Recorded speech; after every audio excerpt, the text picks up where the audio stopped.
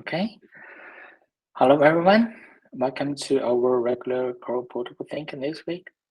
We'll share updates on the core protocol from last week and the plans for the near future. I think I'll just go first. Okay. Let me share my screen.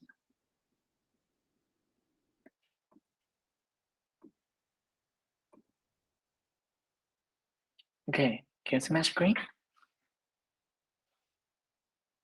Yep. Okay, great. So last week I had a discussion with Nazar and Jeremiah. We have figured out the next step for the initial executive deployment, what's still missing. Basically, we have this MVP plan, and I primarily working on this last week. So the first PR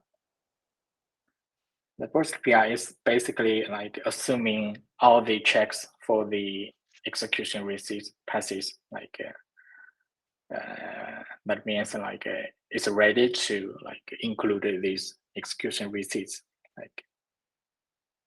or in another word, finalize these receipts. So we basically include these receipts on the primary chain, specifically in the pallet executor. We track a number of receipts in the state. Okay, the code part I think is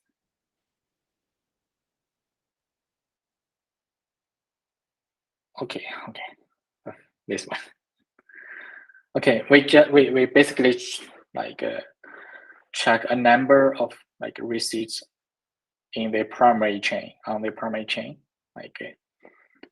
and basically those receipts will be challenged by the fraud proof, and once these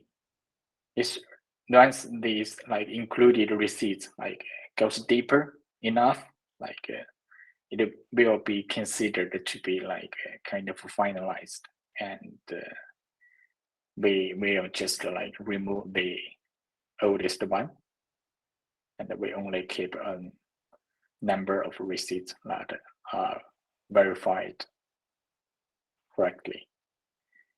So another one is we need to implement all those checks to ensure these receipts is ready to be included. So this basically this PR. I haven't finished everything, but the overall it's pretty close and can be reviewed. The main points of this PR is we will ensure the receipts is good to go. Basically, there are a few things. One thing is the block that the receipts was created from must be the part of the primary chain, which means the header of this receipts point to must exist. So in order to do this in the runtime, we need an externality extension.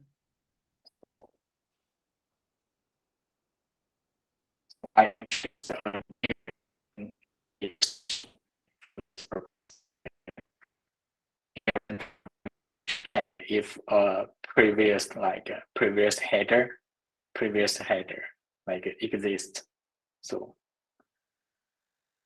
I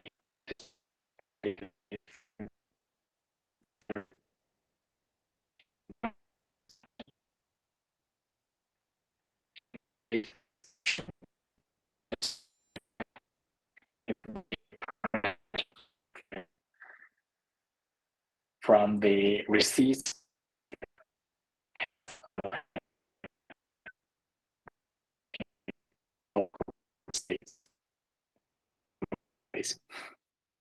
Luchenk, we cannot hear you. Your connection You is like probably sometimes. struggling. Okay, my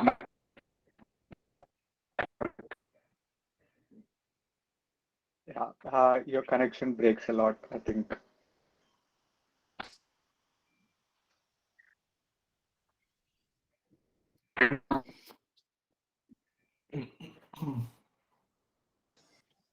Maybe you can pass to someone.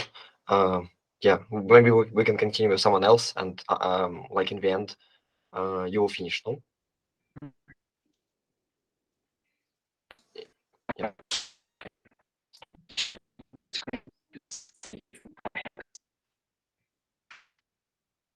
No, no, any screen sharing didn't help well. Yeah. so then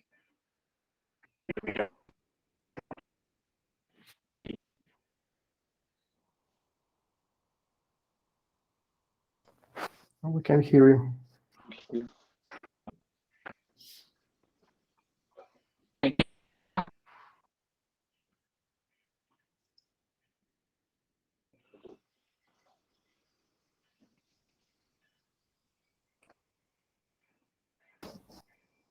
Probably, Ozgun, you could take over. Yeah. Okay. I don't have any news since I'm working on still Subspace desktop. So I'm just following the news on core protocol. I don't have any changes or updates.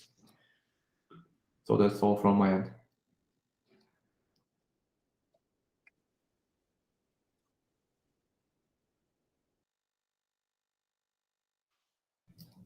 Ivan, would you wanna go first? Yeah, sure. Yeah, let me just share my screen. Yeah, here I go. So basically, during the last week, I was working on the adding the bench command. Basically, I decided to split like approaching to it into several PRs. One of which was adding the abstraction for plot mocking. So basically, this thing it's like a separate trait for the plot marker, which does writing to the disk and etc. So that would help us in order to like substitute this plot file, which previously was just like regular file.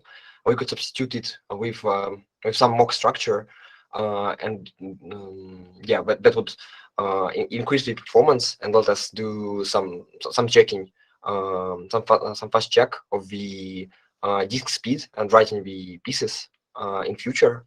So basically, yeah, I decided to abstract it over to the trait like this. So basically, we just need write, read, syncing, and the counting pieces on the plot file. Yeah, yeah, and apart from that, I guess the change which might be interesting to you, Osgan, I decided to where it is. Yeah, basically, I decided to also move plot size calculation inside the multi-farming abstraction itself. So we do not longer pass the vector of the plot sizes of each individual plot size. Uh, Now we just pass the max plot size and the the plot size which user specified, basically.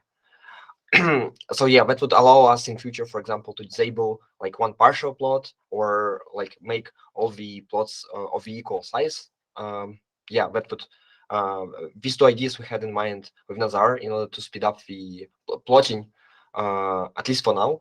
So yeah, maybe we can do something about that in future.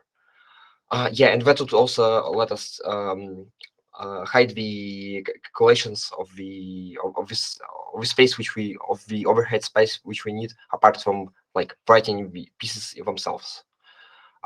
So yeah, after that, I guess I would need to like I need some more abstractions on different levels and then propagate all of that into the CLI. So basically, I'm working on that right now. Yeah, hope to finish it this week.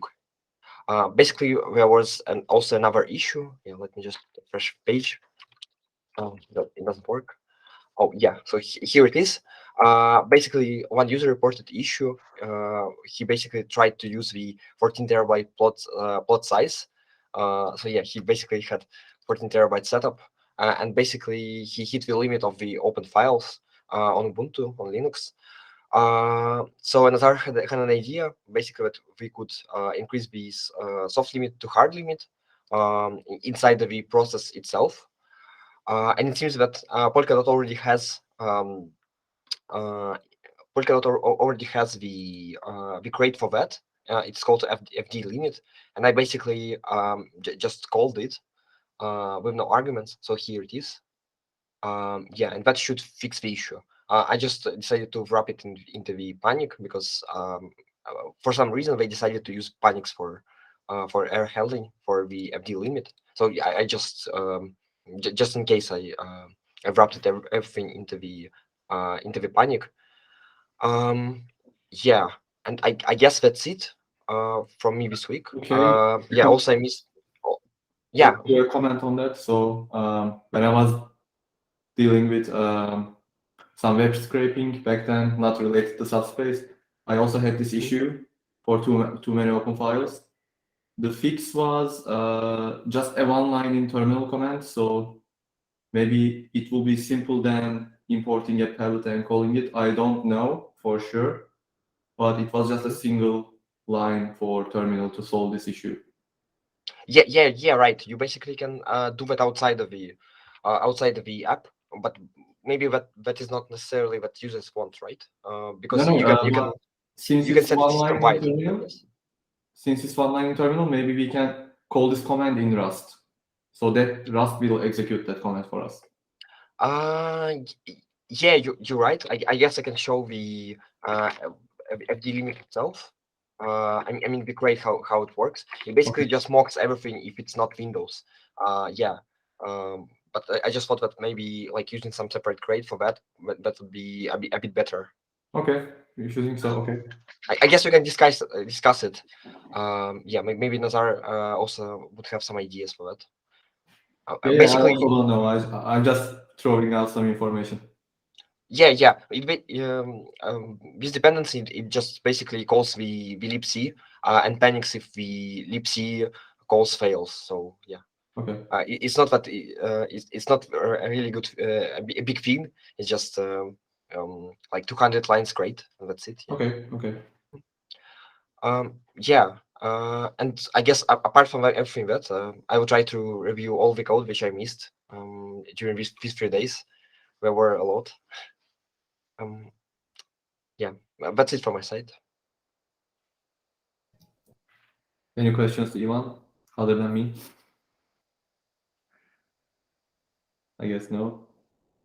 Lucheng, your connection seems solid now. You wanna give it a go another time?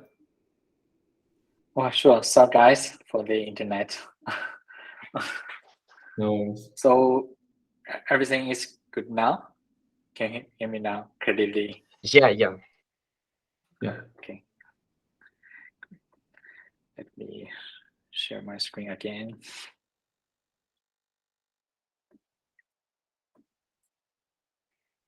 Okay. So, I believe we were talking about the adding more checks, right? Yeah. I'm not. Okay, great. So there are a few checks like are necessary, like to ensure this receipt is ready to be included on the permit chain. One is like we need to ensure the receipt like points to a block which like that exists in the primary history, in the primary chain history. So, and the another one is like due to the network delay, like a node or a farmer can receive like a receipt which can like from some near future, like due to the network delay, we don't know. So we we need to also like catch this like unsigned extrinsic like in the transaction pool, but we cannot accept like any number of like future receipts. We only accept a reasonable number of like future receipts. So basically that means we will like another thing that we won't accept like the like stale receipts, which like if these receipts points from a block like from some previous block, like then current like best execution chain like block number. So basically that means for a new like receipt from the unsigned extrinsic, the block number needs to like in a range of the best execution chain number and the like plus max like drift. So it's like kind of the timestamp like logic. And the last one is like we will like will also need the receipts like will be incremented like by one each time. So that means the execution chain on the execution receipts like on the primary chain need to be consecutive. So to check this like header exists, we need to access the client function. So we need an externality extension like because we want to like verify this within the runtime. And for this one, we will need like we will need to like add a proper text to the extrinsic, because like in the transaction pool there are two queues. One is the ready queue, and one is for like it's called the future queue, which like the transactions in the future queue like has some requirements which are not satisfied right now, but maybe like satisfied later. So What kind of conditions, unsatisfied conditions, could it be? Okay, great. So let me take a closer look. Basically, in this specific case, we want like the reverse like receipts must exist before like before we like accept a new receipt or we include a new receipt. The previous receipt must exist to include the new receipt. This is the only unsatisfied condition for now. Is it correct? Only for that previous receipt is exists. Yeah, the previous Okay, thank you. receipt must exist. Yeah. Okay, thank you. Yeah. So yeah, that is like for the work has been done so far.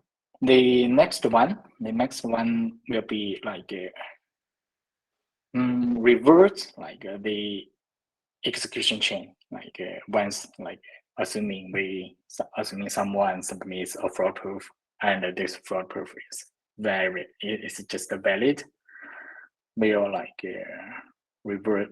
We'll simply like remove any like any the receipts like after that submitted like receipts contained in the fraud proof. So any newer receipts after the one contained in the proof will be considered to be invalid.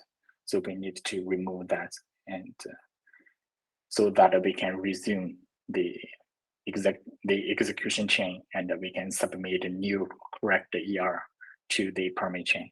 So that will be basically the next step. And after that, we also need to ensure the executor, like once the executor like finish the major sync, it will like start to submit the receipts from the last thing, like receipts on the permit chain instead of the permit chain tip. So we haven't handled that. We need to like take care of it. So I think that is everything like necessary for the initial executive deployment. I'll continue like working on this week. If I had more time, I'll work on this like post MVP. Okay, yeah. Any comments, questions? Yep, I have a question about this future queue size. Do we have some kind of cap for this queue? For example, Okay, I believe that is like the transaction pool has its own limit of the queue. is this a transaction pool size, for example, in transaction count or in bytes or some other? I think it's just like some bytes for the maximum size, maximum transaction size. I don't like remember all the details, but something like that. The transaction pool had its own limit, like on the size. Okay, thank you. This is just part of my question about this. How many blocks in the future could we accept those transactions? So sorry, could you repeat? Okay, if I'm not mistaken, it's possible to have some transaction from future blocks. Is it correct? Future blocks. Yep. It's not necessarily future blocks. But this is future queue transactions. So Okay, this okay. is a transaction from future. Okay. Is it correct? So this is those Yeah, transactions are so do we have a limit how many blocks in the future could these transactions be persisted? For example, we all accept only 10 blocks in the future or 200 blocks in the future. We have a parameter for this, like the GIFs that we allow for the future size. Okay, thank you. Yeah.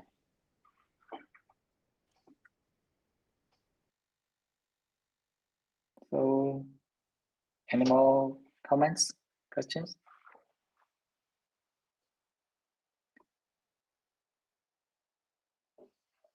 Okay. If no, I'll just turn over to Wade. Hey everyone. Nothing much on my end as well on the protocol side this week because my main focus has been on the integrations on the runtime last week as well. I think that's going to continue with parachain validations coming up. I think that's going to continue on the feeds and integration side itself.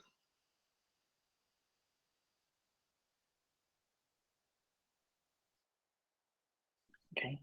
Sonia, do you have anything to share with us? I'm still studying. I'm learning the decoupled execution. This is why I have those questions for you, Ducheng. Thank you, by the way. Yeah. Just like if you anytime like has like any questions, just like tell me. Okay, thank you. Okay, I think that's everything for today's co-political think. Goodbye, guys. We'll see you next week. Bye. Right. Okay.